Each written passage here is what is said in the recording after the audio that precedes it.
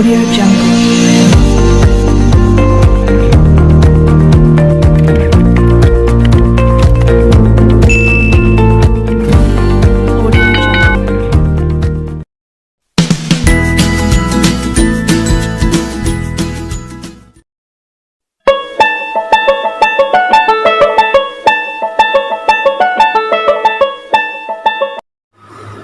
Assalamualaikum warahmatullahi wabarakatuh. Apa kabar anak-anak ustaz semuanya? Alhamdulillah, hari ini kita lanjutkan kembali pelajaran SKI kita, yang mana pada pertemuan sebelumnya kita belajar tentang biografi Maulana Malik Ibrahim atau disebut dengan Sunan Gresik. Maka pada pertemuan kali ini kita melanjutkan pembelajarannya, yaitu tentang peran Maulana Malik Ibrahim dalam perkembangan Islam di Indonesia. Jadi hari ini kita membahas tentang bagaimana cara Maulana Malik Ibrahim dalam perkembangan Islam di Indonesia, bagaimana caranya menyebarkan Islam di Indonesia.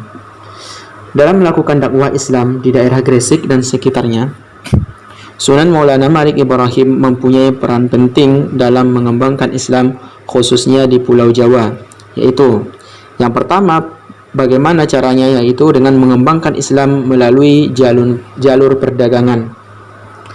Maulana Malik Ibrahim memulai aktivitas dakwahnya dengan berdagang di tempat terbuka yang berlokasi di Desa Rumo, dekat pelabuhan. Ia menyediakan kebutuhan-kebutuhan pokok dengan harga murah dan terjangkau oleh masyarakat.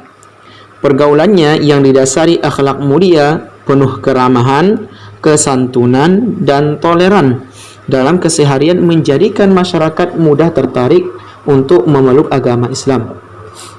Pilihan lokasi dakwah dekat pelabuhan berhubungan erat dengan aktivitas dagang yang berada di daerah pesisir pantai yang menjadi pusat kegiatan ekonomi. Dengan demikian, Maulana Malik Ibrahim banyak berinteraksi dengan para pedagang yang berada di wilayah Jawa dan daerah lainnya.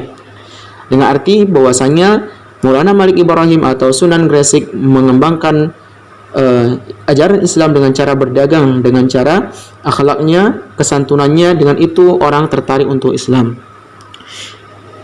Yang selanjutnya yaitu mendakwahkan Islam kepada keluarga kerajaan Majapahit.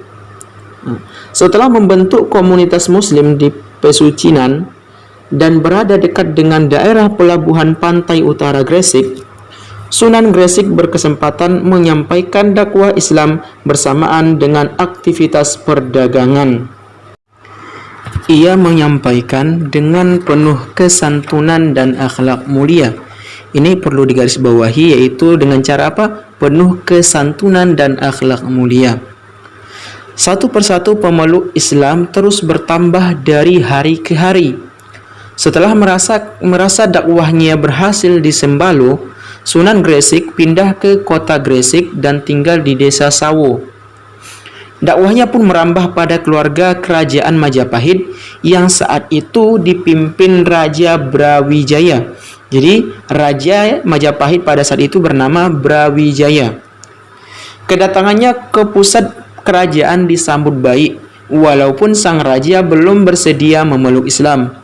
Karena adanya hubungan baik dengan kerajaan dalam hubungan dagang, Maulana Malik Ibrahim diangkat menjadi Syah Bandar. Syah Bandar itu adalah panglima atau kepala pelabuhan. Jadi Maulana Malik Ibrahim diangkat menjadi kepala pelabuhan di Gresik dan diperbolehkan menyebarkan agama Islam di Gresik. Raja Brawijaya memberikan hadiah sebagai penghargaannya terhadap Maulana Malik Ibrahim dengan sebidang tanah di pinggiran kota Gresik. Tempat ini kemudian dikenal dengan Desa Gapura. Hubungan baik Sunan Maulana Malik Ibrahim dengan keluarga kerajaan dengan menunjukkan sikap santun, arif, dan bijaksana. Ini perlu juga digarisbawahi, yaitu bagaimana sikapnya Sunan Maulana Malik Ibrahim, yaitu dengan menunjukkan sikap santun, arif, dan bijaksana. Mengantarkannya diangkat menjadi penasihat raja serta menjadi guru para pangeran.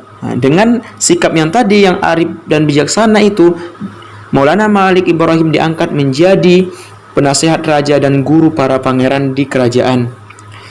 Dakwah Maulana Malik Ibrahim kepada keluarga Raja Majapahit yang sedang mengalami masa kemunduran dibuktikan dengan adanya tulisan yang terukir dalam bahasa Arab menjelaskan kedudukannya dalam keluarga kerajaan.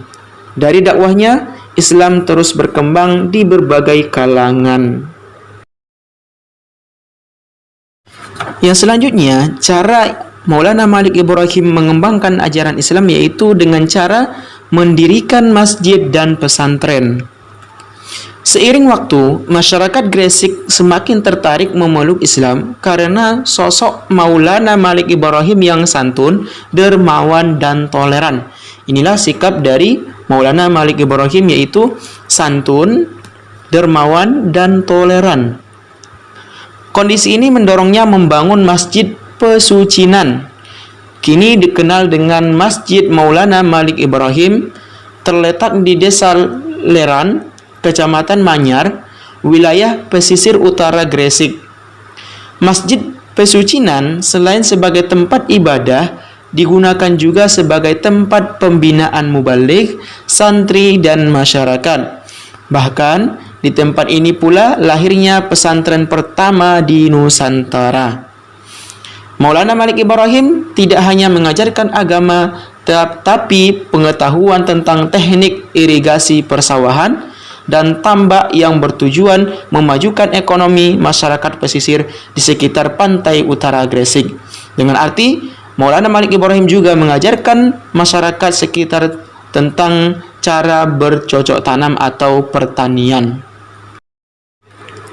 Dalam buku yang lain disebutkan bahwasanya Maulana Malik Ibrahim berdakwah dengan cara berdagang sembako, mengajarkan bercocok tanam, pengobatan gratis. Pengobatan gratis ini Maulana Malik Ibrahim menggunakan bacaan ayat-ayat Al-Quran sehingga orang pun tertarik dengannya. Selanjutnya bersikap toleran, dan yang terakhir mendirikan pesantren-pesantren. Dan inilah tentang bagaimana cara ataupun perannya Maulana Malik Ibrahim dalam mengembangkan atau mengajarkan Islam di Indonesia. Selanjutnya kita bahas tentang sikap positif dalam pribadi Maulana Malik Ibrahim. Dalam perjuangannya menyebarkan dan mengembangkan dakwah Islam, Sunan Maulana Malik Ibrahim menyampaikan ajaran Islam melalui sikap positif yang dapat diteladani. Di antaranya, melakukan dakwah secara bertahap atau tadriji itu secara bertahap. Dalam dakwahnya, Sunan Maulana Malik Ibrahim mengajarkan agama Islam secara bertahap dan secara perlahan.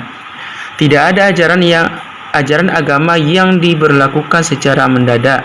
Semuanya melalui proses penyesuaian.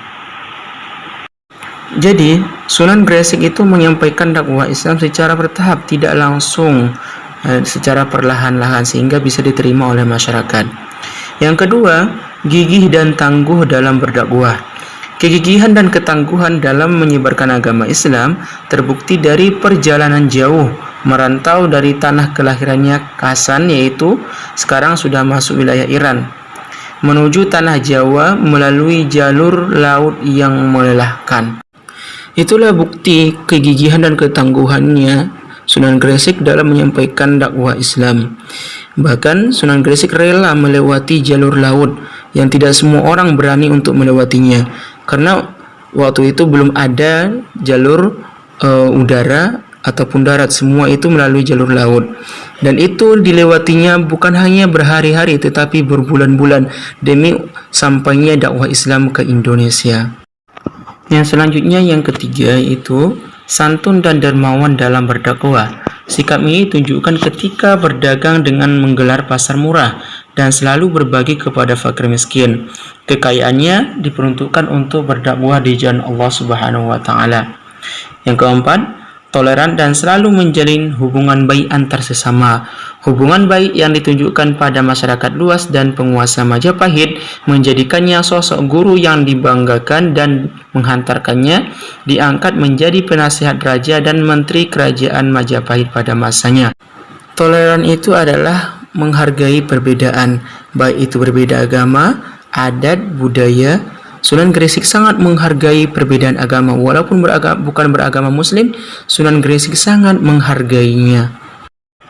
Itulah pembahasan kita pada hari ini. Selanjutnya Ustaz kasih tugas. Tugas ini ditulis di buku tugas dan setelah selesai difotokan, kirim ke Telegram Ustaz. Itu saja pelajaran kita hari ini. Terima kasih atas perhatiannya. Assalamualaikum warahmatullahi wabarakatuh.